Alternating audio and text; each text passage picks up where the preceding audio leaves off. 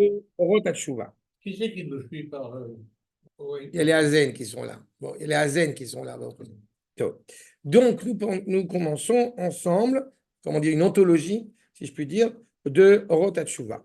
Il est impératif, avant même de commencer, de se remémorer que la réflexion même sur la Teshuvah, n'est-ce pas? Eh bien, on est déjà dedans.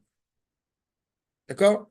C'est-à-dire qu'on pourrait se dire, on va réfléchir sur la Teshuvah et on va commencer à parler de la Teshuvah. Mais le fait même d'entamer une réflexion sur la Teshuvah, c'est un moment, et j'insiste, c'est un moment essentiel qui fait, encore une fois, de cette dimension intrinsèque qui est en nous, la possibilité d'agir pour révéler ce moi qui revient à l'essentiel.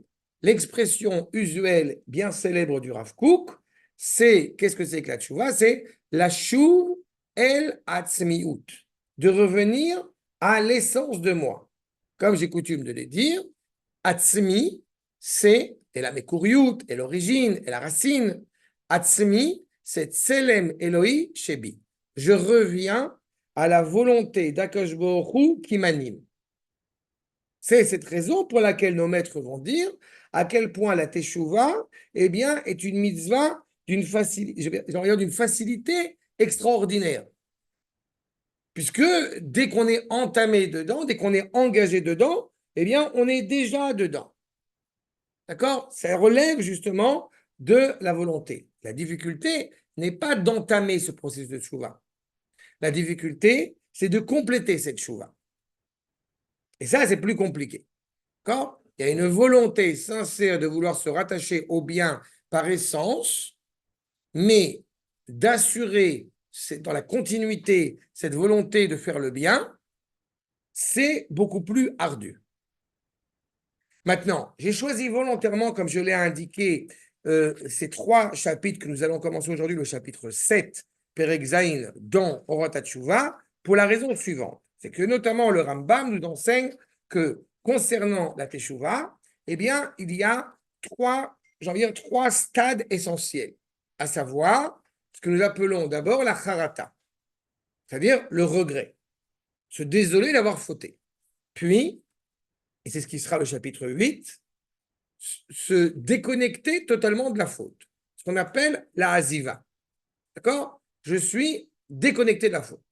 Et puis enfin, le 3e stade dans la Teshuvah, qui sera en l'occurrence le chapitre 9, qui montre bien ce chapitre 9, à savoir la Kabbalah Le'atid.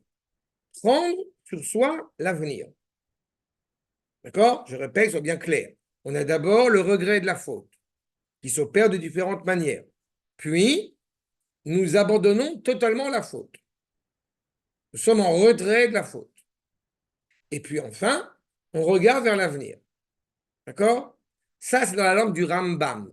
Mais vous avez dans la langue de Rabbi Nachman quelque chose qui ressemble, mais il y a une nuance qui est intéressante. C'est ce qu'il appelle le dernier stade de Rabbi Nachman, la Amtaka. C'est-à-dire l'adoucissement.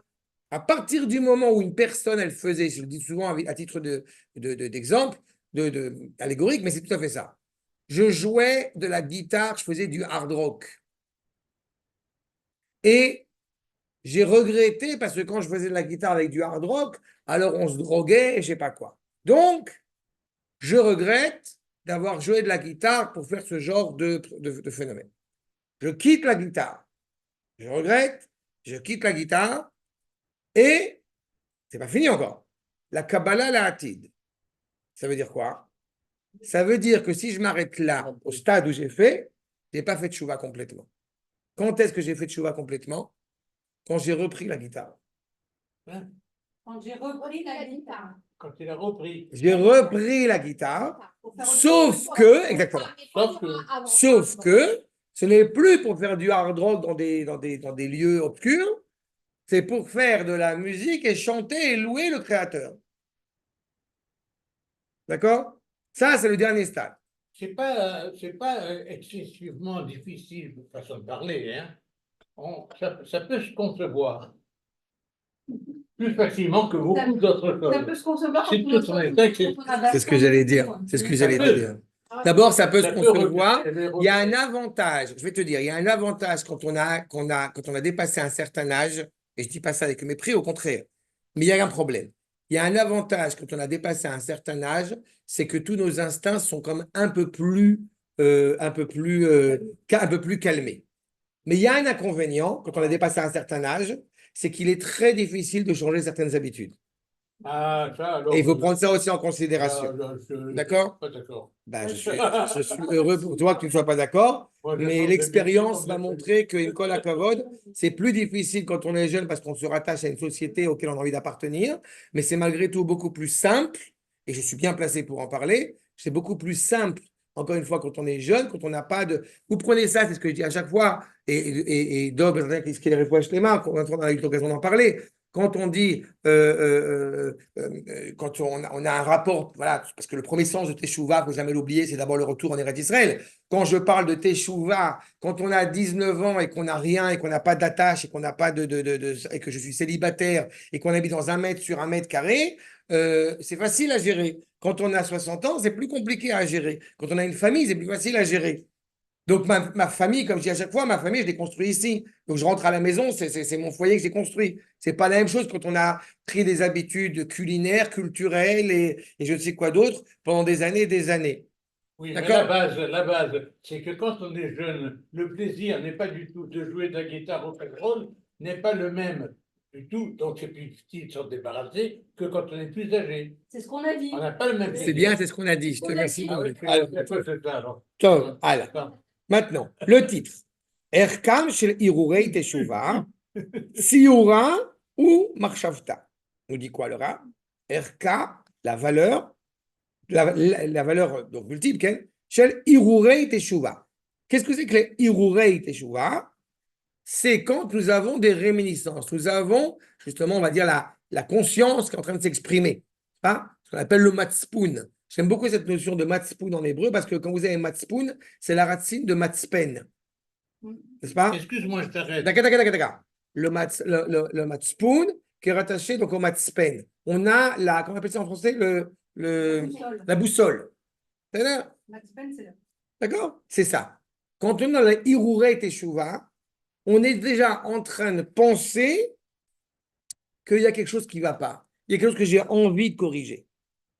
Ce moment-là, avant même que ça se traduise en acte, il est déjà, je répète, dans la Teshuvah. D'accord? Il est déjà dans ce processus de la Teshuvah. Ken David. Non, je voulais revenir sur ce regret, cette façon de s'écarter ensuite et de revenir vers Hachem. Peut-être que c'est l'âge qui veut ça, mais c'est un combat journalier, quotidien. Ça, Ce n'est pas que l'âge qui veut ça. c'est quotidien. On est toujours en train Ça d'essayer dépend. une amélioration. Améliorer, Donc, qui dit oui. amélioration dit revenir là. D'abord, tu as raison, mais il est évident qu'il y a des choses qui sont plus faciles à gérer. Encore une fois, on a dit, pas forcément, pas uniquement au niveau de l'âge physiologique, mais il y a des choses qui sont plus faciles à gérer quand tu as pris justement, encore une fois, des habitudes. Et combien de fois on a eu l'occasion d'en parler? Je dis ça avec affection, que ce soit les petits-enfants de Eliette ou mes enfants, et ils ont grandi dans ils grandissent dans un environnement où il y a des choses qui sont d'une clarté, mais c'est impressionnant. C'est là. Ils ne sont pas en train de se dire, oh là là, Shabbat, il faut que je fasse attention à ne pas allumer la lumière. Non. D'accord? Et quand on a grandi dans un environnement où peut-être le Shabbat a été justement, en tout cas au début, une réflexion et peut-être parfois un combat, faire attention, qu'est-ce qu'on a fait de bien, qu'est-ce qu'on n'a pas fait de bien, et presque, on loupe presque cette dimension, ce havre de paix que représente. Donc il est évident que quand on est un enfant, quand on a grandi, mais là où tu as raison tout à fait, c'est que ça ne veut pas dire qu'une personne qui est dans la Torah, qui est bercée dans la Torah, n'a pas lui aussi un travail à faire, beaucoup plus important ou beaucoup plus, je ne sais pas, plus important ou moins important, mais en tout cas, qui a aussi une valeur importante, une exigence par rapport au na. D'accord? Je ne sais pas. Je dis ça parce que quand approche le Shabbat, je dis le mot approche, disons c'est Yom Chai par exemple. Déjà, quand on pense à un Shabbat qui arrive, déjà on pense à changer nous-mêmes. Ben, tant mieux. On essaie toujours de faire mieux. Ben, tant mieux. Quand ça vient, juste avant Shabbat, parce que c'est Shabbat qui s'énerve. On peut rentrer dans le texte? Allez. Tov. Tiva shel ateshuva hi, nous dit le premier paragraphe. Tiva shel ateshuva hi, sheinotenet le'adam ve koved rosh ke'echad.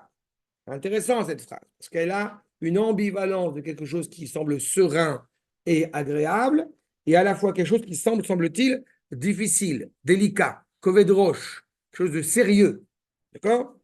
La nature, je reprends la traduction, la nature même de la teshuva est qu'elle donne d'un côté une sérénité, un salut, et de l'autre côté, eh bien, un sentiment justement de sérieux, mais étrangement, ke'echad.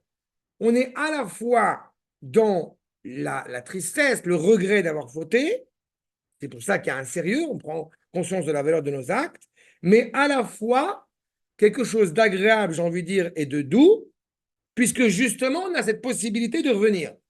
J'ai coutume de le traduire de la manière suivante. Quand on n'est pas content d'avoir fauté, eh ben, il faut être content. Il faut être content de ne pas être content d'avoir fauté. D'accord? C'est cet élément-là qui est très important. D'accord? Et il est évident que sur ce point, comprenez bien qu'il y a justement à la fois ce sentiment de devoir être content, de ne pas être content, mais aussi concernant cette sérénité, concernant ce repos, il peut y avoir un repos qui est un repos positif, constructif, c'est-à-dire je suis heureux d'être dans la bonne voie, et puis aussi un repos qui lui va être totalement négatif, à savoir qui est rattaché à la paresse. J'ai pas la force de faire teshuva, ça me saoule. J'ai pas la force de corriger, ça c'est pas du repos. C'est du repos qui est négatif. D'accord? Je m'y suis habitué. À mon âge, je vais faire. Ça, c'est un repos qui est bien évidemment profondément négatif. Il y a une tension. C'est ce que laisse entendre le Rav. D'accord? Mais, imenachemet oto, gam beirur teshuva. Elle le console, le fait même qu'il y ait cette réflexion de la teshuva, cette pensée de la teshuva. D'où vient cette réflexion de la teshuva? De la neshama. La neshama, elle ne te permet pas de te reposer sur tes lauriers. D'accord? La neshama, elle a un rôle dans ce monde, c'est de pousser le corps à avancer. Le corps a un rôle dans ce monde, c'est de s'élever, encore une fois, d'élever ses forces vers le haut. Benekuda achat tana, meora agadol, va munach, asher ram benissa, asher olam malé. Il y a un petit point, une petite flamme qui est présente, qui illumine, qui est déjà disposée en soi par le biais même de cette teshuva, par le biais même de cette pensée de la teshuva. Cette préparation, encore une fois, plus tard, tardive, à agir et à corriger. Mais on est déjà sur le chemin. Je me permettais de rajouter, puisqu'on est au mois de Elul, j'ai eu l'occasion de traiter de ce sujet déjà dans le passé. Ce n'est pas un hasard si le mois de Elul, la lettre qui lui est rattachée, c'est le Yud. Le Yud, chez les Mekoubalim, c'est un point. Qu'est-ce qui se passe quand on a un point à la différence de la droite? Le point, il inspire de multitudes possibilités, de multiples possibilités. Quand on revient à la Teshuvah, on revient au Yud. On revient à la première lettre du nom d'Akadosh Baruch Hu. Cette lettre même qui nous anime. J'ai eu l'occasion dans différents endroits de rappeler que le signe qui est rattaché au mois de Elul, c'est Betula. On est capable de revirginiser ce qui a pu être souillé à cause de nos erreurs, à cause de nos fautes. Quel travail. Et vous comprenez en plus ça que c'est avant le mois de Tishri. C'est avant le mois de Tishri, c'est-à-dire que c'est avant la création de l'homme. Comprenez bien ce qui nous est déjà enseigné par nos maîtres, à savoir que la pensée de la Teshuvah a anticipé le monde, anticipé la création du monde. C'est-à-dire que la Teshuvah ne commence pas a posteriori parce qu'il y a une faute. Akadosh Baruch Hu a anticipé la guérison avant la maladie. D'accord? Arshav. Gvar munach asher ram. Et c'est déjà élevé. Veimze. I matseget lenerucho, tamid, chovot, shel ashlama. En parallèle avec comme on a dit, cet éclairage profond, élevé, qui nous anime de l'intérieur, elle nous pousse, elle nous engage aussi constamment à nous perfectionner. Quand je dis perfectionner, vous vous rappelez, bien évidemment, on n'est pas chez les Grecs. D'accord? C'est cette idée, encore une fois, d'arriver à la complétion. D'accord? La fameuse complétion, encore une fois, de...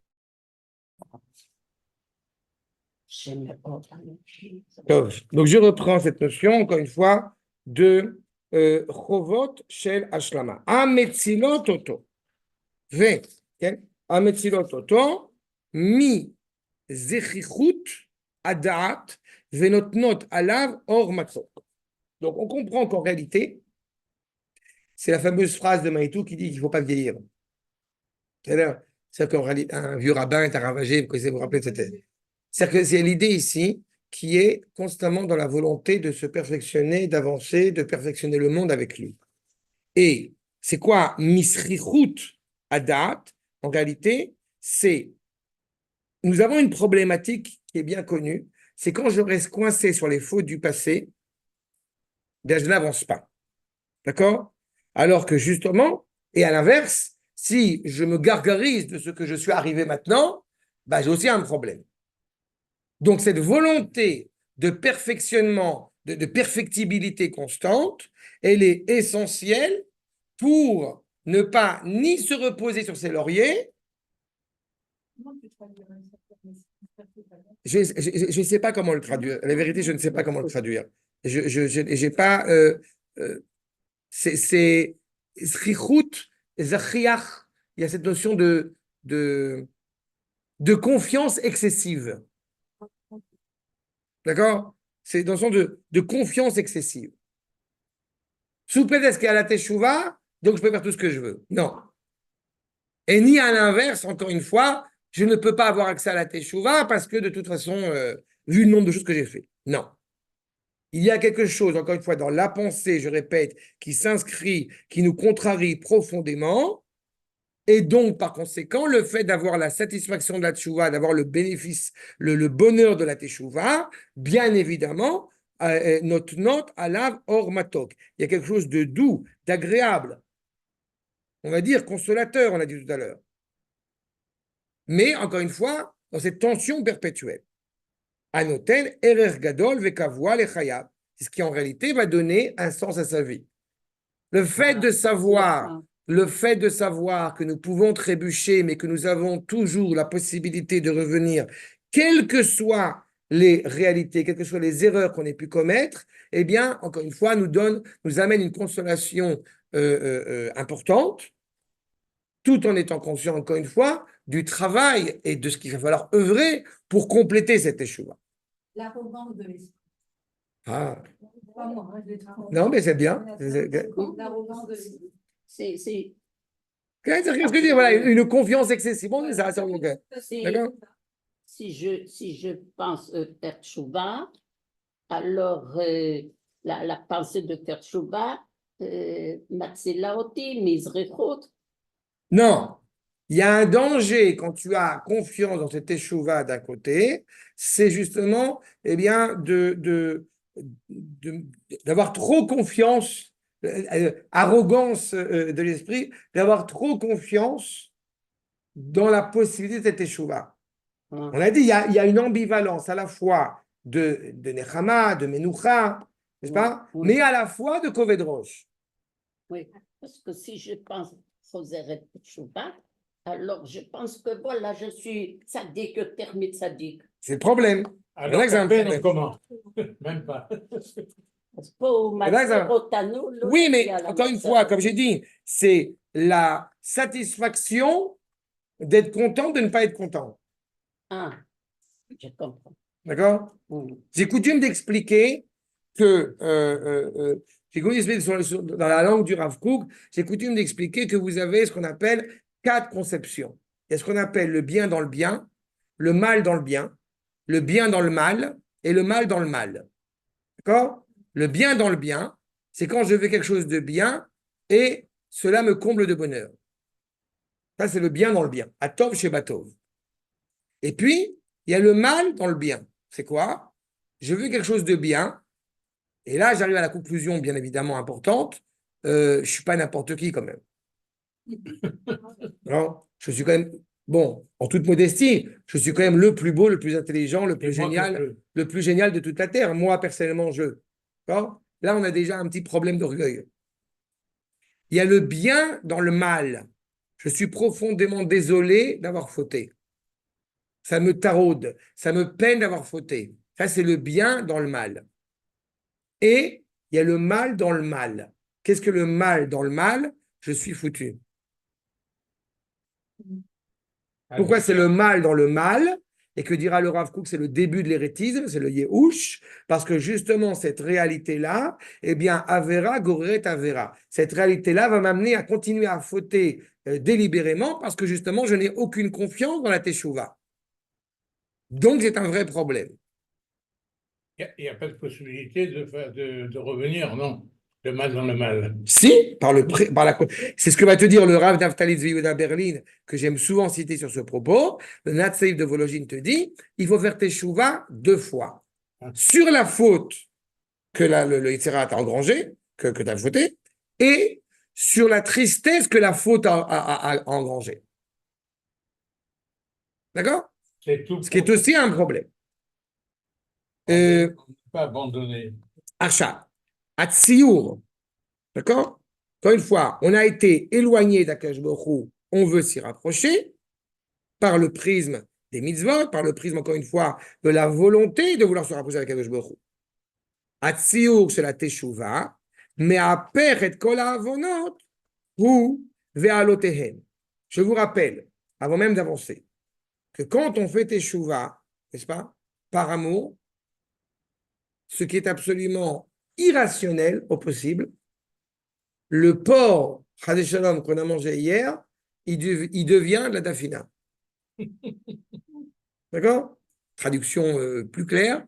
Si tu veux appeler ça de la pkaïla, appelle ça de la pkaïla. Ce qu'on a fait hier qui n'était pas cachère devient cachère. Ce n'est pas compréhensible d'un point de vue rationnel. Et pourtant, zdonot mitaprot esruyot. Les fautes qu'on a commises volontairement, dans la mesure où il y a une teshuva, be'ava, motivée par l'amour du Créateur, on est capable de transformer totalement ces fautes du passé. Pas seulement les transformer en les abrogeant, on les transforme en mitzvot. Alors que si on a fait une teshuva motivée par la crainte envers Akadosh Baruch Hu, alors ces fautes du passé vont simplement être abrogées et pas se transformer en mitzvot. D'accord? Ne cherchez pas d'un point de vue rationnel la logique de ce que je viens de vous dire. Il n'y a aucune logique, aucune rationalité humaine. Parce que la teshuva s'inscrit d'abord et avant tout et uniquement devant Akadosh Baruch Hu. Si on va voir les rabbanim, si on va voir les prophètes, si on va voir qui vous voulez, si on va voir le Kohen, amène un sacrifice. La Gemara a dit, on demande à Kadosh Baruch Hu, qu'est-ce qu'on fait? Qu'il fasse chouva et c'est fini. Là, comme chez le curé, tu vas chez lui, j'ai fauté. Non, mais le curé, c'est une remarque très importante ce que tu dis. Le curé, il n'absout pas, il n'abroge pas la faute. Il recouvre la faute. Le curé, ce qu'il fait, Mechila Avdil, le curé, ce qu'il fait, c'est Yom Kippour. On recouvre la faute. Le seul qui est en mesure de recouvrir la faute, les chaper, c'est recouvrir les chassot, c'est Akadosh Baruch Hu. Premier point. Mais là, ce qu'on est en train d'évoquer, c'est plus que ça. Tu as pris la chemise, il y a une tache sur la chemise, tu as fait la lessive, tu as sorti la chemise, elle est ressortie dans le sac avec la pitkit. Avec le papier comme si tu l'avais acheté toute neuve. Ça, c'est la tchouva. C'est pas t'as recollé les morceaux du vase. C'est t'as récupéré un vase tout neuf. On a affaire à Kadosh Baruch Hu. D'accord? La base. Et le fait même d'être déjà, je répète, dans la pensée de ça, c'est déjà une valeur extraordinaire. Regardez la suite. Après, je vais vous citer Rota Kodesh et je vais avancer encore un petit peu. Donc, excuse-moi, c'est dans le même ordre d'idée qu'on dit que quand une vaisselle est cassée qui n'était pas cachère, si on la recolle, elle devient cachère. Oui, mais c'est par rapport surtout à la vaisselle de céramique qui n'est pas cachérisable. Mais tu as raison. Oui. Il y a une Ça, sorte mais de demande de brisure pour la reformer de nouveau. Tout à fait. Ok. D'accord. Isurehem, aruchanim, ve kiurehem. Il faut bien comprendre encore une fois que la réalité de ces fautes qui ont été commises, elles-mêmes sont des douleurs terribles du passé. Souvent, les gens ils vont dire rouler jeunesse, il faut que jeunesse se passe, etc. Mais vous comprendrez que c'est aussi très difficile, comme on a parlé des habitudes tout à l'heure, c'est très difficile de changer certaines habitudes qui n'ont pas été prises au départ, qui n'ont pas été orientées dès le départ. D'accord? Quand on a vécu pendant des années sans être prudent de ce qu'on fait, de ce qu'on mange, de la manière dont on mange, de la manière dont on parle, c'est plus compliqué. Il y a une sorte de prime abord de sentiment presque technique. Attends, il faut que je fasse la bracha. Aujourd'hui, à Native, il y a une soldate et elle était avec sa copine, elle a rigolé. Elle m'a dit Arav, t'oublies pas de faire la bracha sur ce que tu vas manger. Et elle a explosé de rire. Parce que, au Hachem, ça lui paraissait bien évident que même pas en rêve, je vais penser à rentrer un truc dans ma bouche sans faire de bénédiction avant. Oui. Mais pour eux qui sont dans ce processus, c'est un apprentissage. Alors là, c'est encore agréable, c'est doux, mais il y a parfois des mauvaises habitudes qu'on a prises qui sont très difficiles à gommer et à réparer. C'est ce qu'il nous dit. Isurehem, aruchanim, vekiurehem. On a des difficultés, on a des douleurs à corriger certaines dimensions, certaines des dimensions laides qu'on a pu laisser entendre. Les moussagim chez Eden vekoratroir, pour arriver à cette sérénité, pour arriver à ce bonheur, encore une fois, de servir à Kadosh Baruch Hu, il y a un travail énorme qui va être commis. Mipene, chez Ali Adam, Zoreach le Adam, Omekadat, chez Sinatara. Mais en réalité, qu'est-ce qui se passe? Je trouve ça génial, parce que le Rav, il va y revenir dessus. Mais le fait de sentir un sentiment de souffrance pendant cette réflexion sur la Teshuvah, on dit le Rav, il y a quelque chose de bien là-dedans, qui va permettre à la sérénité de luire. Plus on va haïr le mal, plus on va haïr le manque. Mais pour le coup, je vais vous donner l'image que le Rav va prendre plus tard. Vous avez une transplantation d'organes. L'image d'une transplantation d'organes. On a essayé de rattacher au corps un membre qui lui était étranger. Que fait le corps? Il le rejette. D'accord? Premier stade. Le fait que le corps le rejette, pour le coup, est une bonne chose, puisque c'est un corps étranger. Mais le processus pour se libérer totalement de ce corps étranger peut impliquer une douleur, puisqu'il faut se libérer de ce corps étranger. Je reprends dans l'image. Nous avons une souffrance d'avoir fauté. Ça veut dire, cette faute qui m'arrive de l'extérieur, qui a voulu s'inscrire en moi, qui a voulu faire partie de mon organisme, je sens qu'elle ne fait pas partie de moi. Donc, je la rejette. Le fait de sentir ce rejet de cet élément étranger est une bonne chose. Mais comme il a essayé de s'intégrer en moi, donc pour pouvoir réellement le renvoyer totalement, cela peut impliquer justement des douleurs. Mais ce qui va sortir de cela est clairement une santé revigorée. C'est clair pour l'image?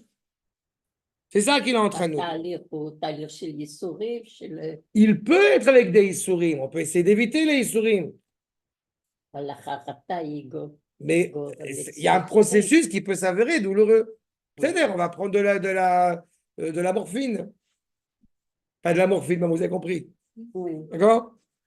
Oui. Mipne, justement, Mipne chez Ali Adam, par ce processus-là, mais encore une fois, on sait que la fin est bonne, on sait que la fin est impliquée, encore une fois, dans la joie, dans la sérénité, dans la bonne humeur.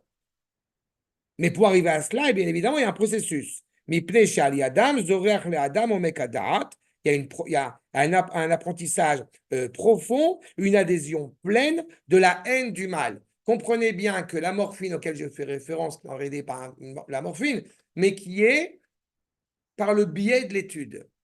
Plus je vais étudier la Torah, plus je vais étudier la parole d'Akadosh Baruch Hu, plus je vais y adhérer pleinement. Plus je vais, je continue dans mon image, plus je vais m'insérer dans les veines de la Torah, et ben plus ça va me permettre de moins souffrir, de moins traverser cette période compliquée. Et du coup, ve'avat hator mitgaberet bo begvura adira. J'aime tellement le bien, j'aime tellement Akadosh Baruch Hu, j'aime tellement la Torah que je suis prêt à dépasser tout ce qui peut effectivement, eh bien, me sembler de prime abord comme étant une nuisance. Quand vous vous réveillez du coma, c'est difficile. Le peuple juif s'est réveillé de 2000 ans de coma. C'est douloureux, c'est compliqué. Mais si on regarde d'un point de vue de la vérité, bah, le peuple juif, comme vous le savez, va beaucoup mieux aujourd'hui qu'il ne l'a été pendant 2000 ans. Pendant 2000 ans, il était dans le coma. D'accord? C'est pas clair. Non, pas juif. Je vous encourage. C'est pas évident, il y a 2000 ans, Je vais il y avait peut-être cette union qu'il n'y a plus aujourd'hui. C'est pas vrai. Solidarité. C'est pas vrai. C'est pas vrai. Quand tu vois les soldats, tu vois bien que c'est pas vrai. C'est un processus de compréhension. Écoute, je vais faire un peu de pub pendant une seconde. Je t'encourage à aller revoir le cours que j'ai fait sur Achot Ketana il y a quelques années. Il est Oui, sur oui, Internet. Quand tu lis ce chant, quand tu vois la valeur de ce chant, écrit au XIIe siècle, tu ne peux que te réjouir de la situation dans laquelle on est aujourd'hui. bien sûr. Ah non, je n'ai pas dit que. D'accord? C'est pas Oui. comparable. Et à l'échelle Il y a une nationale autre, et à l'échelle individuelle, il y a aussi un processus qui est en marche. Il y a aussi un processus qui est en marche. Entre parenthèses, je me permets de te dire que la majorité des psychologues, pas que des rabbinim, la majorité des psychologues s'accordent à dire qu'il y a un avant Simchat Torah et un après Simchat Torah. C'est-à-dire, célébrer Simchat Torah cette année, ça va être complexe. D'accord? Mais pour tous, je dis, tous les penseurs, tous les philosophes, tous les psychologues s'accordent à dire clairement qu'il y a un avant Simchat Torah et un après Simchat Torah. Et c'est une vraie réflexion. C'est justement cette douleur-là qu'on est en train d'évoquer. Mais il faut voir sur quoi elle va déboucher, cette douleur. la douleur qui part, c'est pour tout Israël. Tu ou le pour prends l'homme. toujours. Tout ce que je dis, c'est toujours à prendre à deux niveaux. Au niveau de la nation et au niveau de l'individu. Mhm. Et ne sont pas isolés l'un de l'autre. Mhm. D'accord? Oui. Même si là, contextuellement, il est clair qu'on parle de l'individu. Mais encore une fois, la réflexion de la Teshuvah, la réflexion qui va animer nos maîtres pendant 2000 ans et nos communautés diverses de dire il faut revenir en Eretz Israël, elle est déjà dedans. Vous comprenez que c'est pareil, c'est à ces deux niveaux-là qu'on parle. En tous les cas, il est clair qu'il nous dit cette Gvura Adira, encore une fois. Ou les mal mikol cheshbon da'at, arei ou mitaneg al asher anochem. Au-delà, encore une fois, de toutes les considérations, de toutes les complexités que nous pouvons traverser. D'accord? Au-delà de toutes les complexités qu'on peut traverser, eh bien, il y a un plaisir de la consolation. Il y avait un manque essentiel qui n'était pas rattaché, encore une fois, au bien le plus optimal qui soit. Peut-être je vais quand même vous citer ce que dit le Rav Kook. Ok, je vais vous citer ce que dit le Rav Kook. Vous ne l'avez pas une seconde, mais pour vous faire ressentir justement ce point. Regardez ce que je vous dis, ce que le Rav Kook, ça se trouve dans Orot HaKodesh sur l'élévation de la volonté. Parce que c'est ça qu'on est en train de parler. C'est la volonté. On n'a pas encore traduit ça en acte. On est, comme on a dit, dans notre premier paramètre, l'idée du regret d'avoir fauté. Donc, c'est au niveau de ce ressenti qui va se traduire par la volonté. Me dit le Rav Kook, Yesh ba'olam, tochen tov, aoler ou mit'ale. Il y a dans le monde un programme qui est rattaché au bien, qui avance, qui s'élève. C'est pas? Petite parenthèse. Vous pensez que la décision, ça aussi, c'est en français, en hébreu, d'un point de vue sociologique, c'est un leurre à mes yeux. Les gens aiment dire ah, chazarta bitshuva. C'est-à-dire que genre, il y a une date, je me rappelle, c'était le 3 qui se lève, j'ai décidé de faire tshuva. C'est totalement ridicule. D'accord? La teshuva est un processus constant et, encore une fois, infini, dans lequel nous nous inscrivons. Mais qui prend la décision de faire la teshuva? La phrase que je viens de citer, c'est du Rav Kook, déjà est très important. Ce n'est pas vous qui, un beau matin, vous êtes levé et avez dit, allez, je vais faire teshuva, j'ai décidé, ça me plaît bien aujourd'hui. Non. Il y a un phénomène, c'est pour ça que j'ai dit au niveau du monde et pas seulement au niveau d'Israël et pas au niveau de l'individu, il y a un phénomène de teshuva. Il y a un souffle. D'accord? En été, ça bourgeonne. Est-ce que tu es conscient que ça bourgeonne?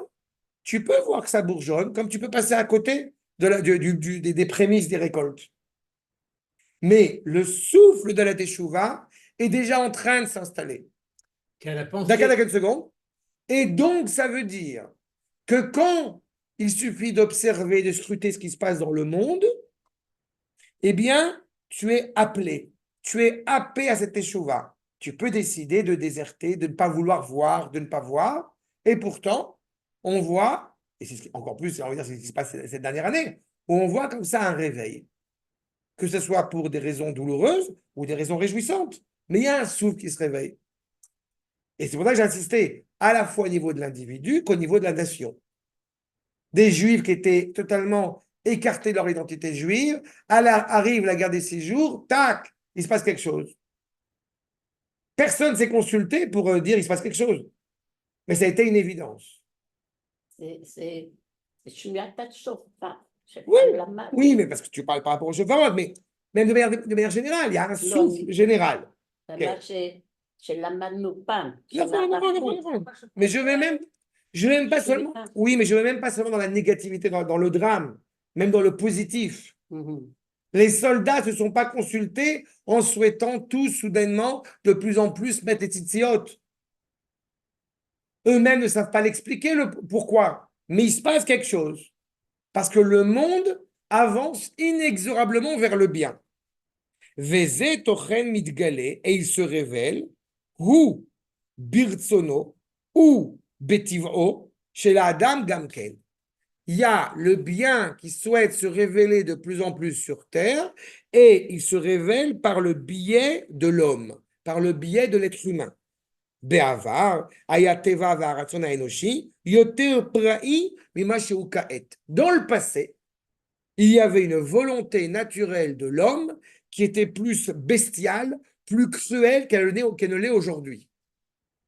Vous allez me dire à juste titre, ça dépend où. Parce que quand on voit à Gaza, bien sûr, c'est pas ça. Et justement, vous êtes conscient que dans le passé, si on regarde dans l'histoire, dans le passé, il n'y avait pas que Gaza qui se comportait comme ça.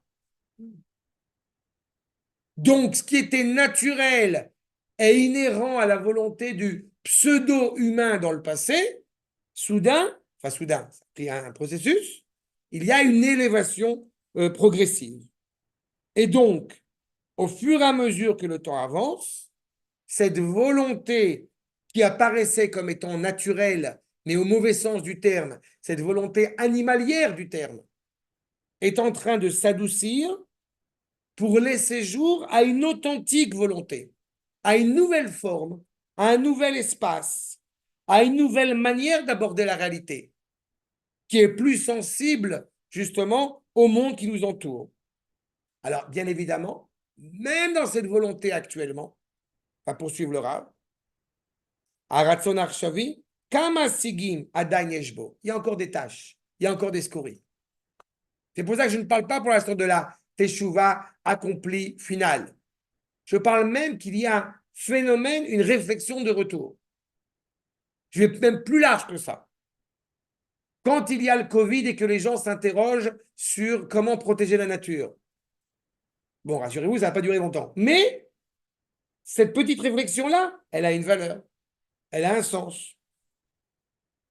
Tout cela, nous dit le Rav, Mitor Hasrout, chez la Nitzotzot, ces belles étincelles de volonté élevée qui sont en train de se révéler encore une fois et qui souhaitent avoir accès à une liberté encore plus grande, encore plus forte. Puisque qu'est-ce que c'est que l'homme libre aux yeux d'Akadosh Baruch Hu? C'est un homme qui est profondément rattaché à sa volonté la plus sincère, la plus optimale.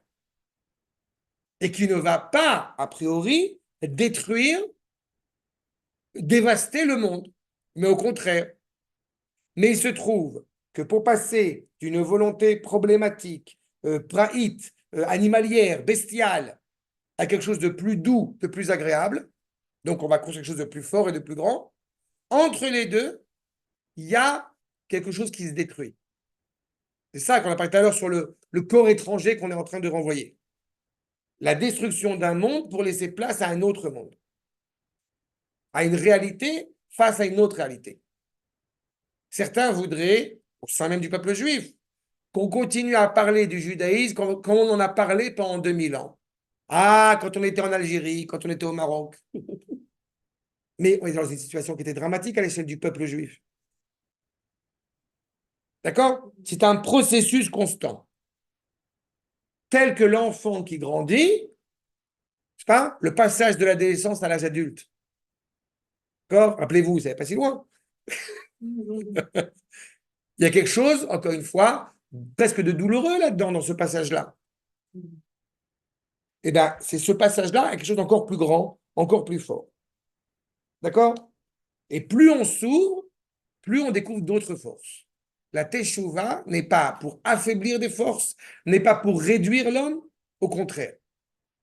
Et c'est ça aussi, cette sérénité, de savoir que justement, on n'est pas en train d'avancer vers quelque chose de vain, mais au contraire, quelque chose d'encore plus grand, encore plus, j'ai envie de dire, encore plus humain. La teshuva, c'est une cible qu'on doit atteindre et qu'on n'atteint pas.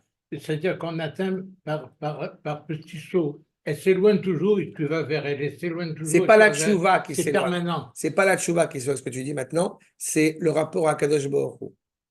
Tu reviens ad ou el vers ou jusqu'à Akadosh Baruch Hu.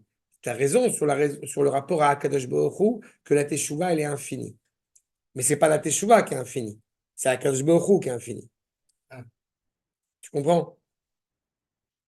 La teshuva, c'est un processus constant, encore une fois, dans lequel tu t'inscris. Écarter Akadosh Baruch Hu. Bien sûr, mais c'est la base.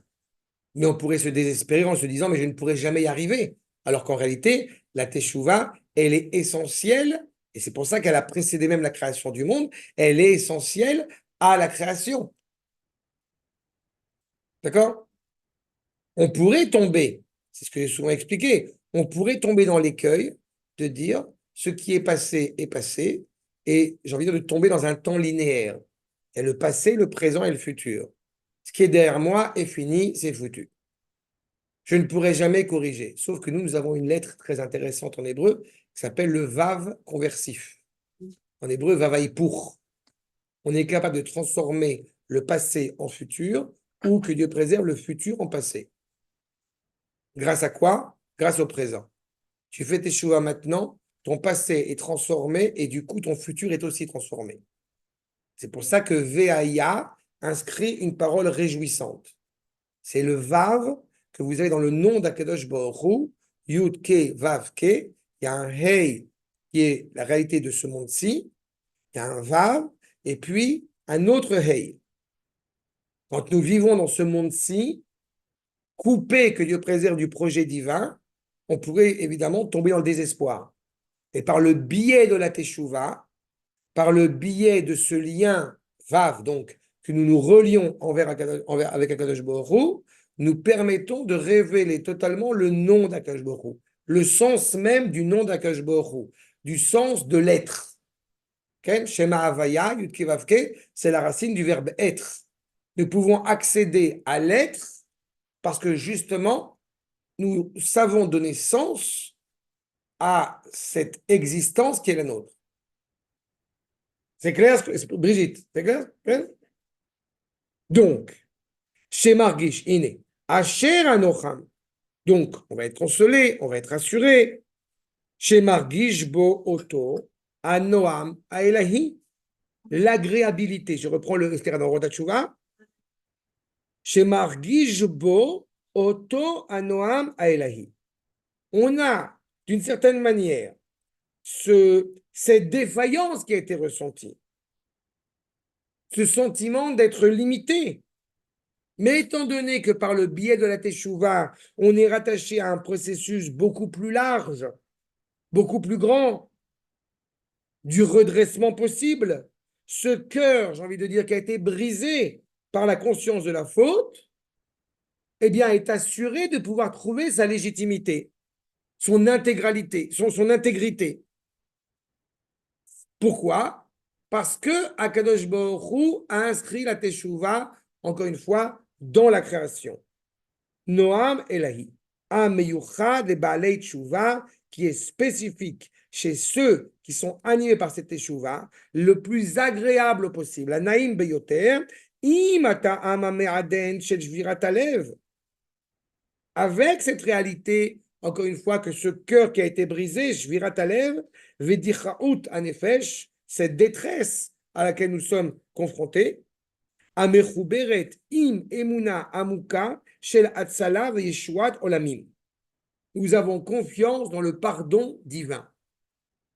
Quand on fait la bénédiction tous les jours dans la Hamida, vous remarquerez qu'on dit quoi? Arotse betchouva. Akadosh Baruch Hu, il veut la tchouva. On n'a pas dit Akadosh Baruch Hu, il fait tchouva, ou Akadosh Baruch Hu, il... Non, Arotse betchouva. Il y a l'expression de la volonté d'Akadosh Baruch Hu. Parce que justement, Akadosh Baruch Hu est intéressé à ce que tu reviennes vers lui. Vous commencez la Hamida, alors que David Ameller, qui était très contrarié, si je puis dire, par les implications de Bathsheba et de tout ce que cela a impliqué, eh bien, dans ce même mismor, il inscrit Hashem Sfatai Tiftach Ufi Agit Elatecha. La première phrase, n'est-ce pas, de la Hamida, où Akadosh Baruch Hu est inscrit selon ce qu'on appelle Shem Adnout. Je ne peux pas me rapprocher de toi, je sens que j'ai fauté. Réponse d'Akadosh Baruch Hu, ce n'est pas ton problème. Shem Adnout, celui que je sers, Hashem Sfatai Tiftach, ouvre ma bouche. Fais en sorte que ce que je vais dire va trouver grâce à tes yeux. Vous comprenez que ce verset-là, c'est l'expression même de la Teshuvah. Je veux me rattacher au bien. C'est la phrase sacrée de Monique, ça. Eh bien, d'accord? Mais vous comprenez que savoir ouvrir la bouche et vouloir dire ce que je me attends de moi, veut de moi, trouve grâce à ses yeux, c'est exactement cela, l'authenticité de la Teshuvah. Et entre parenthèses, c'est aussi pour cela qu'il ne peut pas y avoir de Teshuvah sans qu'il y ait d'abord de la Hanava. S'il n'y a pas d'humilité, il n'y a pas de Teshuvah. D'accord? C'est très facile. Mais on avance. C'est-à-dire, encore une fois, on n'a jamais été facile. Mais tu vois, ça, c'est constant. C'est bon, on continue? Oui. Kol machashava shel teshuva me'agedet. Toute pensée de la teshuva, elle unit. Et kol ahava el ha'atit. Tout prend son sens. Tu t'inscris dans un processus. Tu t'inscris justement dans cette ligne de conduite. Et bien sûr, le futur va être observé différemment, va être scruté différemment grâce à l'élévation de cette volonté de la teshuva motivée par l'amour. D'accord? Vous savez, quand vous entendez quelqu'un qui vous dit en Israël, c'est vraiment très dur, tout est une catastrophe. D'accord? Ce genre de propos parfois, quand les gens ils arrivent, Israël, et ça, c'est quoi, surtout parfois les nouveaux immigrants, et je reconnais, c'est difficile. Non, mais les Israéliens, ils n'arrêtent pas. Et toute la série, voilà. Et puis, à un moment donné, eh bien, on essaie de réfléchir à ce propos et à la validité de ce propos. Et on comprend qu'en réalité, la personne elle a du mal à trouver sa place. Donc, elle voit noir partout. Mais bizarrement, quand on commence à savoir apprécier le bonheur d'être là, eh bien, la vie autour de nous nous apparaît différemment. Le regard qu'on va porter autour de nous va nous apparaître différemment. Quand vous êtes constamment en train de vous contrarier sur le passé qu'on a pu avoir, la responsabilité qu'on a pu avoir, alors automatiquement, vous ne pouvez pas regarder vers l'avenir. J'ai entendu récemment une réflexion pédagogique d'une mère inquiète qui demandait au Rav Cherki sur le fait qu'elle était très contrariée parce que son fils s'écartait de la Torah. Et le Rav Cherki a dit, est-ce que tu es consciente de la valeur du libre arbitre? La valeur de. La valeur du libre arbitre. Et la mère a dit, bah oui, mais quand même, je me sens coupable que mon fils, il est comme ça. Il lui a répété, est-ce que tu es conscient de la valeur du libre arbitre? À partir du moment où elle a pris conscience de ce que cela impliquait, elle a pris conscience qu'elle avait le libre arbitre et que son fils aussi avait le libre arbitre. Et que par contre, et il s'est avéré par la suite que la relation mère-fils était beaucoup plus sereine quand elle a pris conscience de cela. D'accord? Il y a une valeur à cela. Ça veut dire qu'on n'est pas en train de constamment de prendre responsabilité, même à l'échelle personnelle, sur toutes les écueils, toutes les erreurs qu'on a pu commettre. Mais au contraire, on a dit, voilà, c'est un fait établi, j'ai fait telle ou telle chose, mais je ne suis pas coincé dans le passé. Mes enfants je prie pour qu'ils suivent un bon chemin, mais je ne vais pas endosser toute la responsabilité sur les choix de mes enfants. Sinon, on ne s'en sort pas. D'accord? Et entre parenthèses, il est parfois même nécessaire de faire un trait sur le passé, c'est-à-dire genre ne même pas penser qu'on a fauté dans le passé pour pouvoir se consacrer à l'avenir, ce qui évite la dépression. Et deuxième point, il ne faut pas, comment dirais-je, il ne faut pas se déprécier plus que la normale.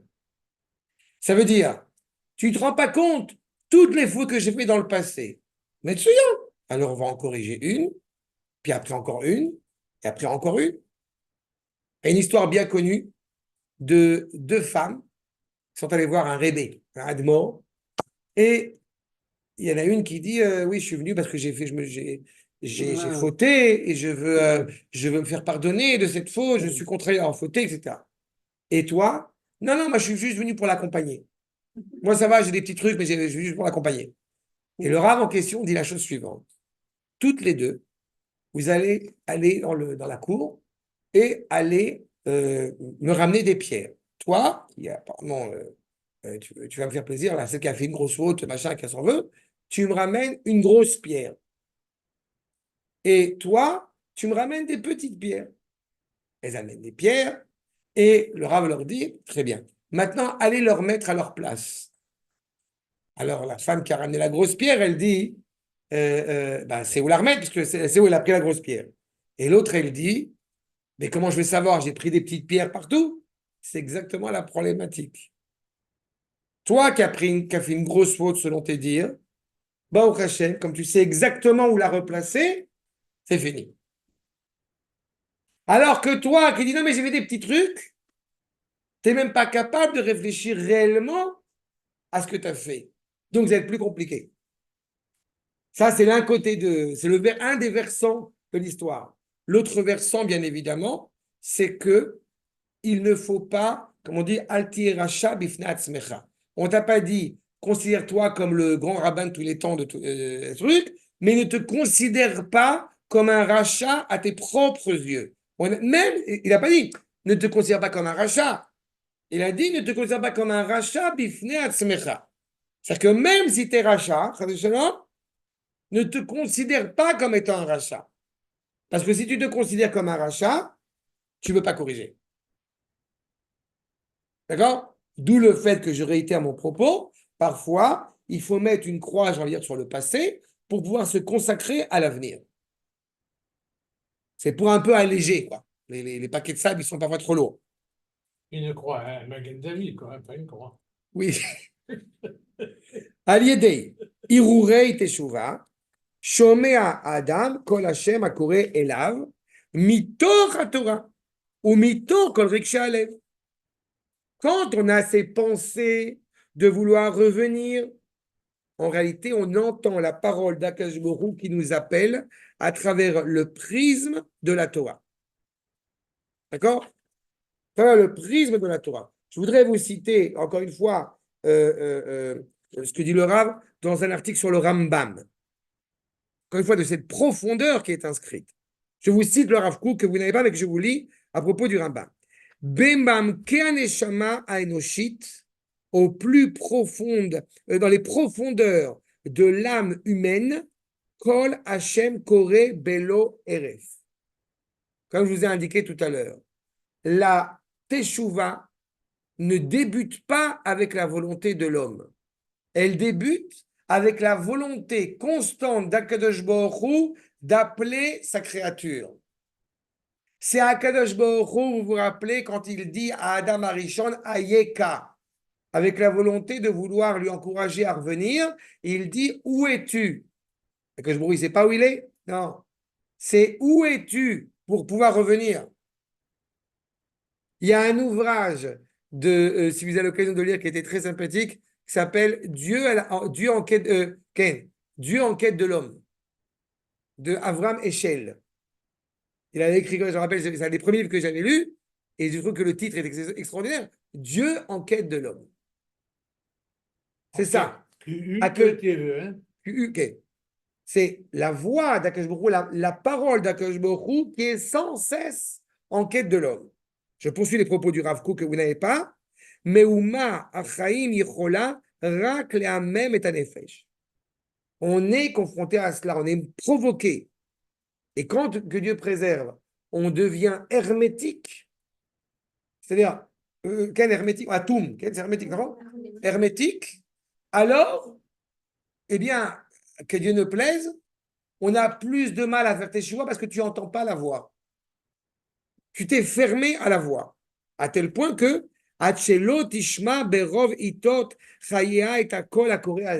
as une voix qui t'appelle, tu ne veux pas l'écouter, tu ne veux pas l'entendre. Mais n'oubliez pas un détail qui est un détail détail de taille pour le coup. Dirshu Hashem Beimatso. Demandez à Akadosh Baruch Hu au moment où il se trouve. On est dans cette période de Elul où il y a des bonnes ondes.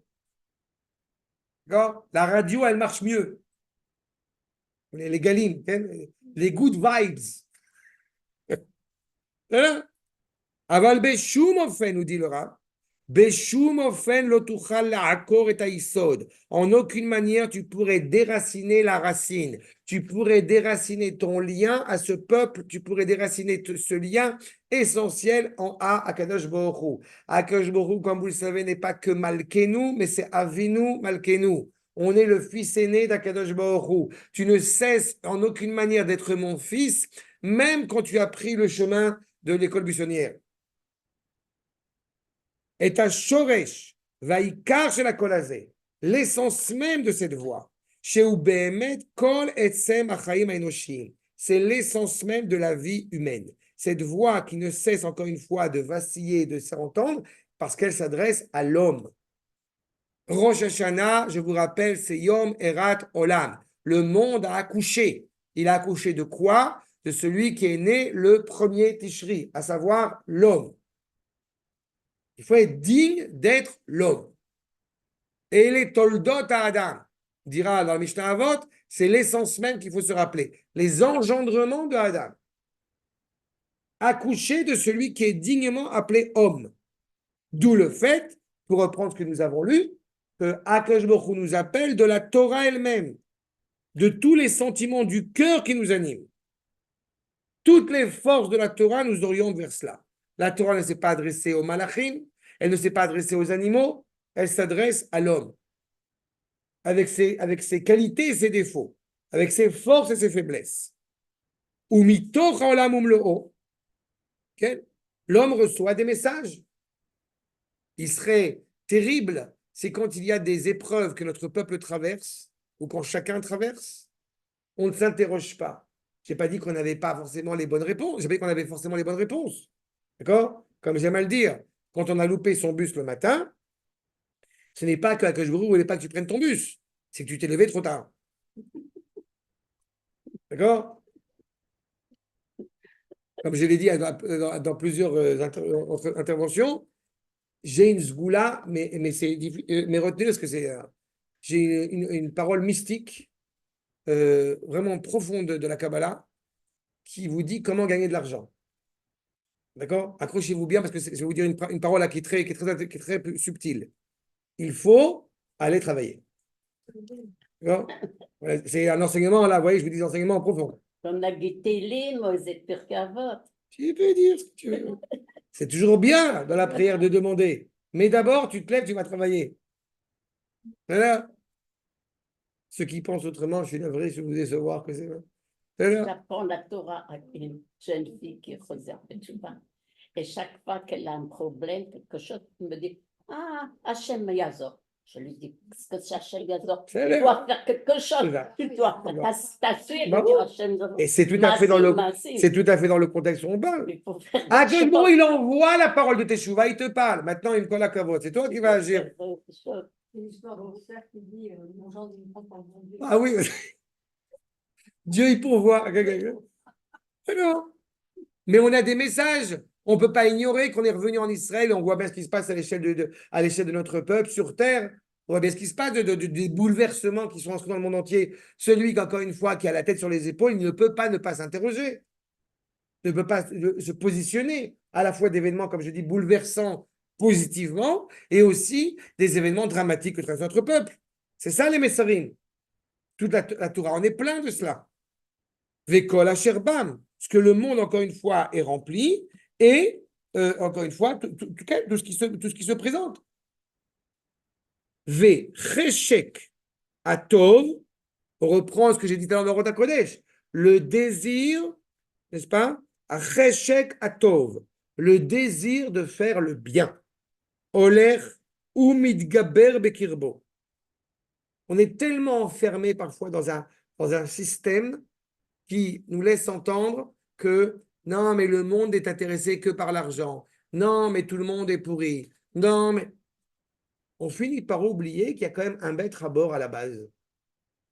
Et on a presque honte de dire, on a envie, on essaie d'œuvrer pour que le monde aille mieux, pour que le monde soit rattaché au bien, sans être Miss France. Ça va? J'aime les enfants, j'aime pas la guerre. Donc il est clair. Midgaber Bekirbo. Les termes du Rav sont très précis et sont exceptionnels. C'est pas la volonté, le désir vain, un peu rêveur d'être attaché au bien.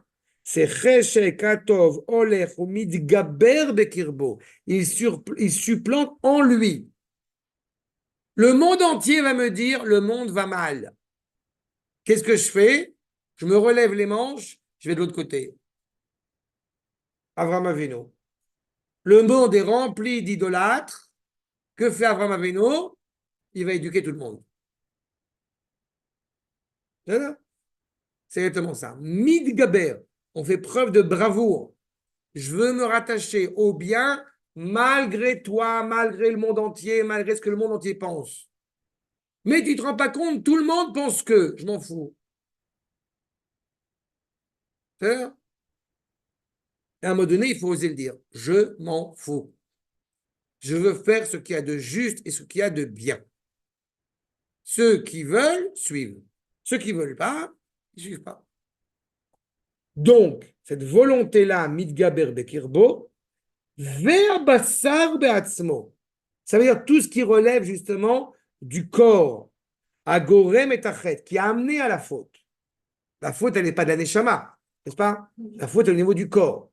Donc la chair, ces désirs, ces pulsions qui m'ont amené à trébucher, eh bien même cela, vous voyez, va Bassar Beatzmo, même la chair, Oler ou Mitaden, soudain s'adoucit. Ad she'or hatshuva choder bo. Jusqu'à tel point que la lumière de la teshuva, lui en lui, lui et l'uité en lui. D'accord? Il y a un changement, il y a une mutation.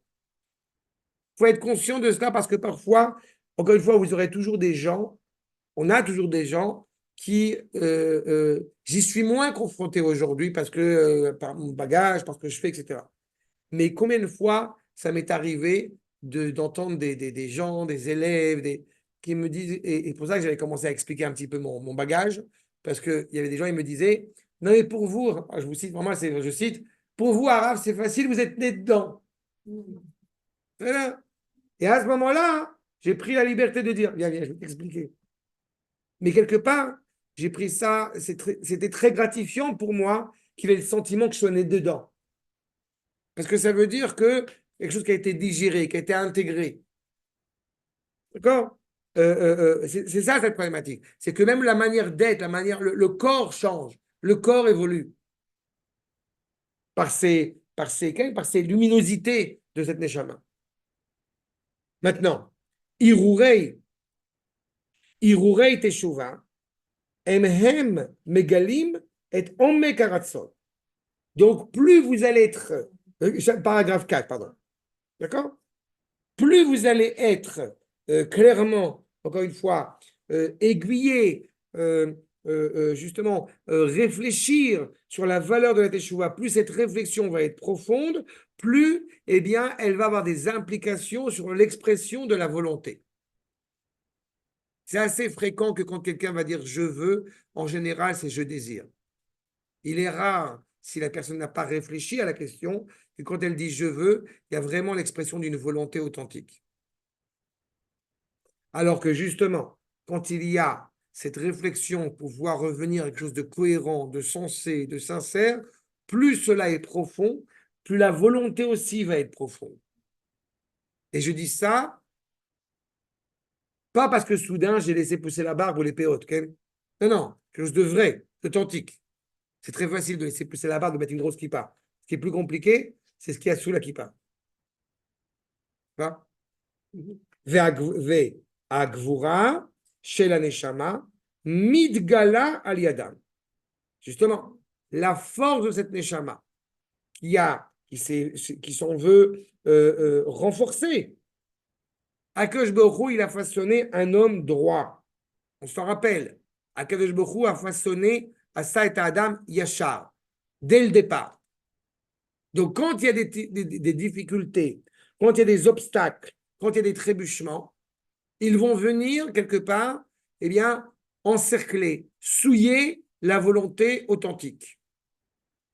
C'est ce que j'appelle la différence entre le je, qu'on appelle Ani, et le Anochi, le je atomique. C'est-à-dire que quand vous avez des protons et des neutrons, pas, qui sont en train d'entourer le noyau, j'ai presque envie de vous dire dans mon langage pseudo-scientifique, le noyau, il est malmené. Parce qu'il est malmené avec ces tensions perpétuelles de protons et de neutrons. Mais quand il y a l'expression optimale de ce noyau qui ne se laisse pas aller par les forces contraires qui essaient de le malmener, à ce moment-là, il atteint l'ultime. Il atteint ce que j'appelle le Anochi. Il atteint le je absolu. La Teshuvah, c'est être rattaché à ce vrai je. Et ce je-là, il est renforcé justement par le biais de la Teshuvah qui permet de donner à la Neshama encore plus de force, donc plus d'éclairage, plus de luminosité, plus d'intégrité. Ce qu'on appelle la Tmimut. Pas Torah Tmima, mais Shivat Nefesh. La Torah qui est pleine, elle renforce, elle ramène la dignité humaine à son sens. Comprenez que la notion de Tmimut, c'est toujours qu'il y ait une intégrité entre l'intérieur et l'extérieur. Plus je vais faire Teshuvah, plus mon intérieur va se révéler à l'extérieur. On est capable de kiffer une bonne dafina, une bonne pkaïla. Est-ce qu'en parallèle, on est capable de kiffer un bon cours de Torah? Voilà, c'est clair ce que je suis en train de vous dire? Je prends exprès des images comme ça, fortes. De pkaïla, ça parle, ça. D'accord? On peut arriver à une chose pareille. Ben voilà qu'on peut. Bien sûr qu'on peut en parler. Quand vous entendez, quand les fêtes de Tishri s'approchent, vous sentez quelque chose qui est en train de se passer. Oui. Quand on va entendre le chauffard, Bezrat Hashem, qu'est-ce que fait le chauffard? Il nous sonne de l'intérieur. Malechanir Dam, il nous révèle de l'intérieur. Il est en train de nous booster à l'intérieur. Si vous n'êtes pas en train de prendre du plaisir à sentir le hétrog, c'est que vous êtes malade. C'est un kiff quand on voit les arbatamim, on les décore, on est enthousiaste. Toute cette période-là, elle est extraordinaire. Mais c'est un processus constant dont on se prépare. Mais donc, un Neshama Midgala Aliadam, Bechol Milui Hoda. Encore une fois, la luminosité, l'émerveillement se remplit pleinement.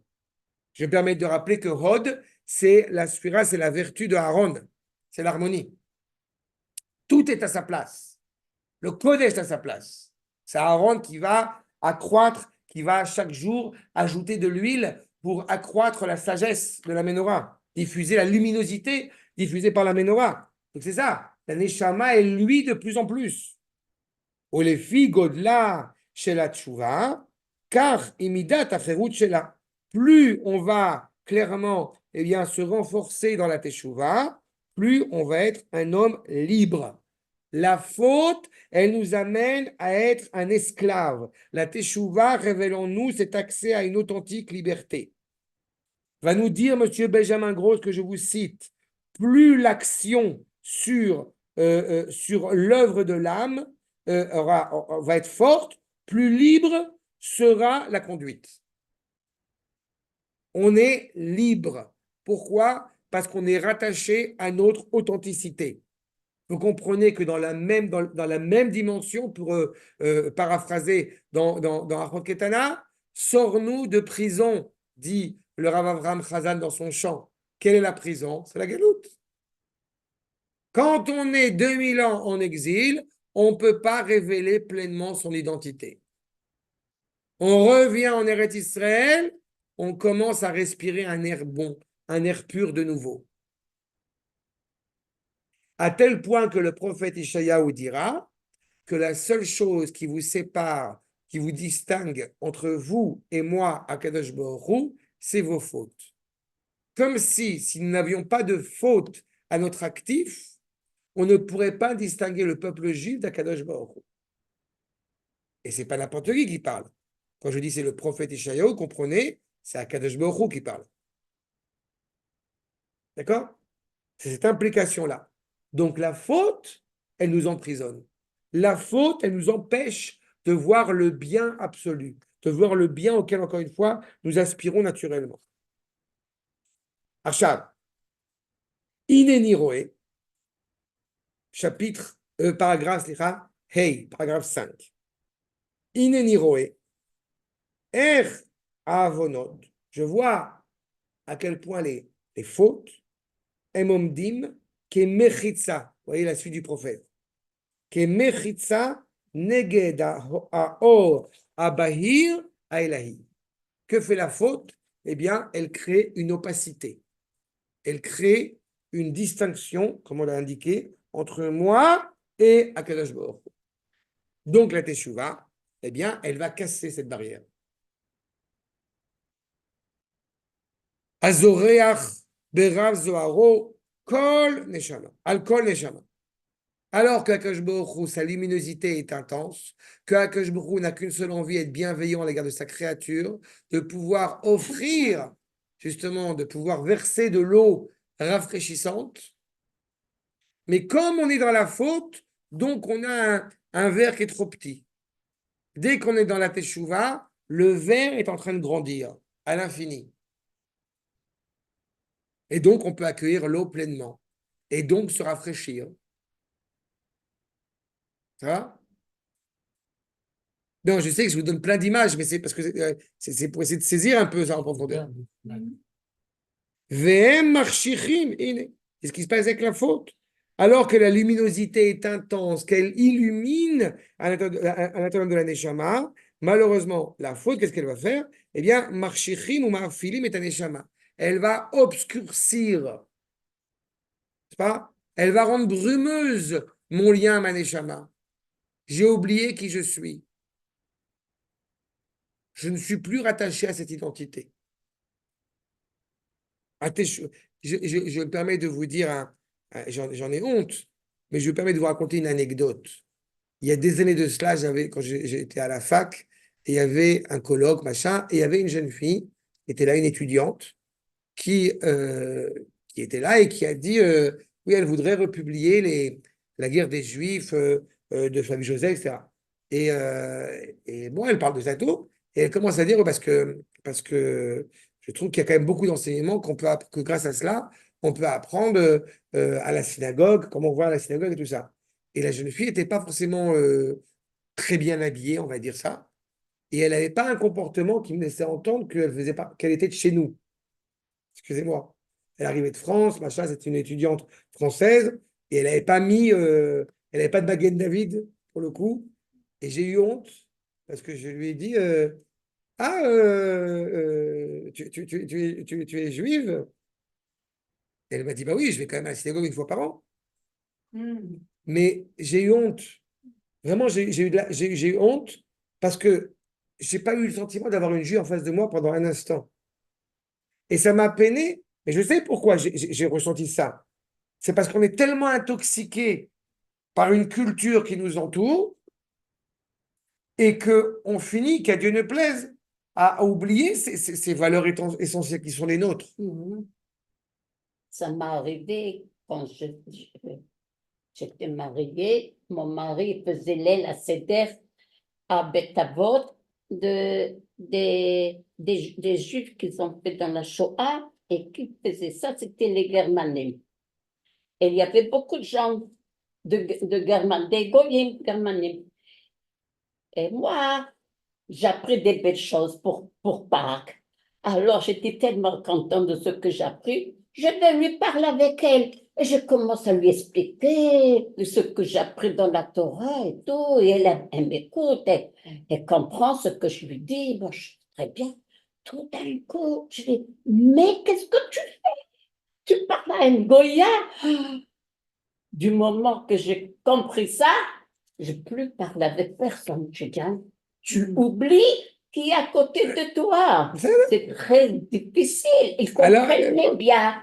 Et tu oublies. Mais en réalité, justement, malgré, comme on a dit, pardon? C'est pas grave. Oui, c'est pas dramatique, c'est pas grave non plus. Moi, j'ai trouvé que c'était Non, c'est très pas grave. grave. Non, mais encore une fois, c'est clair, c'est pas dramatique. Mais je veux dire simplement, c'est que c'est parfois malheureusement cette réalité que quand justement la faute est devenue quelque chose, presque une partie, que Dieu préserve une partie intégrante de nous-mêmes, alors ça finit par laisser, comme il dit, une brume, comme c'est une sorte d'obscurité sur la Neshama. Ça montre bien, encore une fois, c'est très important la nuance. Ça veut dire que de toute façon, il y a une Neshama. Bien sûr. C'est un premier point qui est fondamental. Ne nous laissons pas une seule seconde aller à cette idée que comme s'il n'y avait plus de Neshama. Mais, cependant, il y a une brume. Si j'ai mal, ça veut dire que j'ai quelque chose. Oui, mais parfois, on n'a même plus mal. C'est ça ce que je suis en train de dire. La brume sur la Neshama, c'est justement qu'on ne ressent plus ce mal. On a dit, dès qu'il y a même la pensée d'un mal, une contrariété quelconque, on est déjà dans le Hirurei Teshuvah. Déjà dans la volonté, on est déjà sur le chemin du retour. L'aveugle ne voit pas le noir. D'accord? L'aveugle ne voit rien. S'il commence à voir du noir ou du blanc, c'est qu'il voit. Le Hirur Teshuvah, c'est ça. C'est l'aveugle qui est en train de découvrir qu'il voit. C'est déjà quelque chose. Mais quand on est aveugle et qu'on ne voit rien, ou on ne voit plus rien, bah, que Dieu préserve, on peut tomber dans cette erreur de croire, enfin de ne pas croire, de rien. J'ai un mur. C'est cette obscurité qu'on est en train d'évoquer. Ateshuva omnam afilu ota shei machashavit be'alma. Alors que la teshuva, même si encore une fois la personne elle est simplement en train de corriger, allez, un petit truc, ne serait-ce que par le biais de la pensée, une vague divagation, une vague pensée. Gami poelet Yeshua gdola. Même une petite pensée, rikiki, même un soupçon de pensée de Teshuvah, peut-être ça serait bien que je corrige quelque chose. Eh bien, cette pensée-là, à elle-même, on ne sait pas, on ne sait pas à combien, mais elle a des implications énormes. Si vous vous rappelez, j'ai dû vous le raconter, cette histoire sur Eliezer Ben Yehuda qui arrive, puisque vous savez que Eliezer Ben Yehuda venait rendre visite au Rav Kook, parce que il y avait plein de mots en hébreu qu'ils ne savaient pas et qui ne pouvaient apprendre réellement que chez Talmidei Rachamim. Eliezer Ben Yehuda arrive dans la maison du Rav Kook, et le Rav Kook avait son bureau fermé 1 à 2 heures par jour uniquement pour pouvoir étudier. Il finissait la Gemara tous les ans. Top. Et Eliezer Ben Yehuda, il sait que le Rav il est en train d'étudier, il attend. Et une fois que le Rav il a fait étudier, il ouvre la porte et il voit Eliezer Ben Yehuda. Et il lui a dit, tu n'as pas pensé revenir? D'accord? Et Eliezer Ben Yehuda a dit, j'y ai pensé. Le lendemain, il est mort. Qu'a voulu dire le Rav Kook en disant Chashavta la chouv? Est-ce que tu as voulu revenir vers Akash Borou ou tu as voulu revenir demain que je serai ouvert pour t'ouvrir? Ben, c'est un peu ça. On ne sait pas à quel point la pensée de la Teshuvah, même un tout petit truc, peut avoir des implications extraordinaires. Yeshua Gdola. C'est pas qu'elle a des implications, elle agit de manière extraordinaire.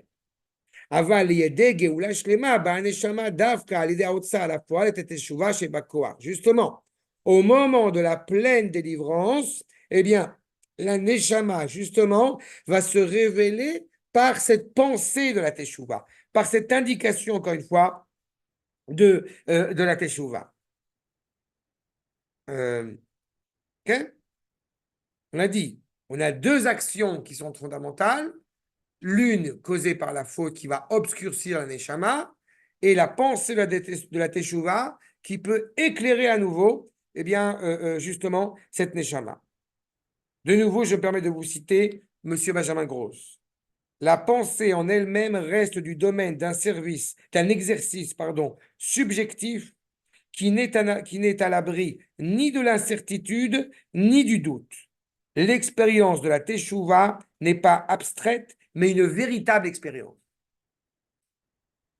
Comprenez? Quand on est dans la pensée, une vague pensée, on ne sait pas quelles sont les implications. J'aurais envie d'ajouter un point. Quand vous avez une pensée qui germe soudainement, vous ne vous êtes pas interrogé comment cette pensée a germé. Et pourtant, il a fallu quelque chose qui anticipe cette pensée qui a germé. Les Grecs vont vous dire, c'est on appelle ça les muses. D'accord? Mais nous, on sait que quand on a cette volonté de nous rattacher au bien, on sait pertinemment d'où on puise cela. Et une fois, je me rappelle, j'avais demandé il y a des années à partir de quand on commence à comprendre qu'on ça y est, on est dessus. On est là-dedans, on est sur le chemin. Et m'avait répondu un de mes maîtres à l'époque, Rabbi Yehuda Ben Ishai, quand tu commences à sentir que tu es en harmonie avec toi-même. À ce moment-là, ça y est, tu es sur le cheminement. Voilà. On est en plein dedans. Ou Mikol Makom, Keivan Sha'arayon Kashur Likdusha Velechefet Ateshuva, toute l'idée, encore une fois, de ce désir de se rattacher à la sainteté, d'une volonté ardente de mettre en valeur la Teshuva. En Malefachet Klal, n'aie peur de rien, tu es sur le chemin. Vevada Yasmin, Hashem Itbarach et Kol Adrachim. Tu veux te rapprocher, Akash Baruch Hu va te permettre par tous les cheminements possibles de t'aider à renforcer et à affermir ce rapprochement. Que la teshuva pleine, encore une fois, il faut bien comprendre que, et c'est ce que nous rappellera le Rambam, c'est que nous avons un certain nombre de choses qui attardent la teshuva. Mais le terme utilisé par le Rambam est très important. Rien n'empêche la teshuva. Mais on a 24 choses, dont l'orgueil, dont la débauche, dont les jeux d'argent, etc., qui peuvent attarder la teshuva. Mais dès que la personne, elle a réussi à supplanter cela et dit, malgré tout, j'ai une envie. de me rapprocher vers le bien. Je ne sais pas comment, je ne sais pas combien de temps ça va me prendre, je ne sais pas ce que ça coûte. T'as envie? Metsuyan. Akadosh Baruch Hu, il va mettre en place tous les cheminements pour que tu puisses y aller. Et donc, progressivement, tu vas éclairer toutes ces zones d'ombre, toutes ces zones obscures. Iniknet aliadam.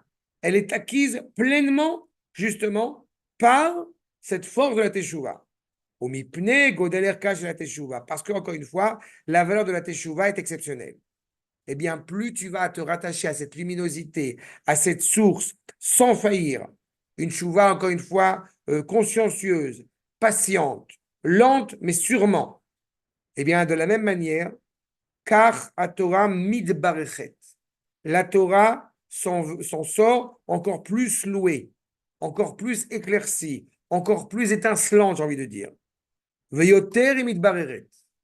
Tu fais tes chouvas, tu fais un réel éclaircissement sur le sens même de la vie.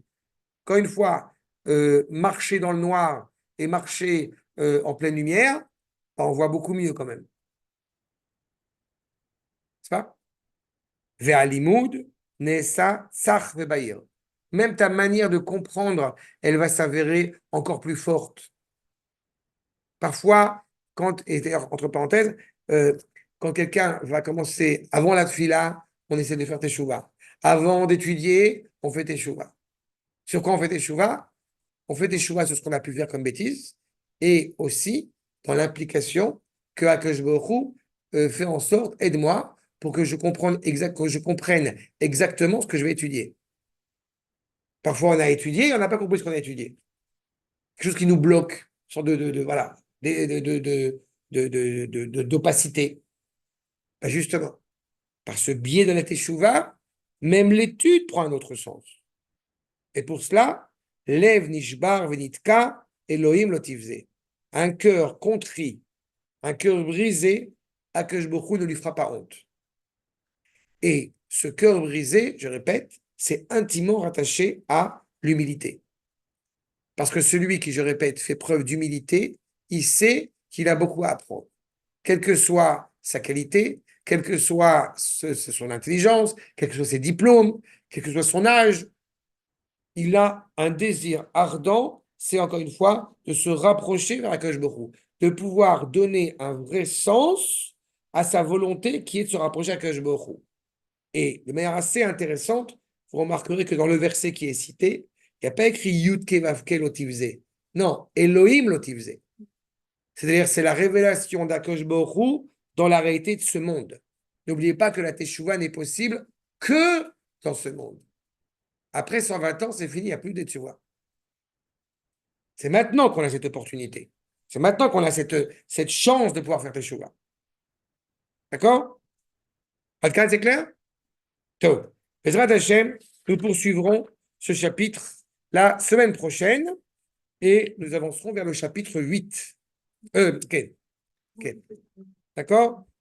Paragraphe 5, 1. Vous savez. C'est bon? Merci beaucoup, c'est très intéressant. Ben voilà. Bon, Hashem. Très intéressant. Chez Niske, Merci Bezrat beaucoup. Hashem, c'est quoi la mise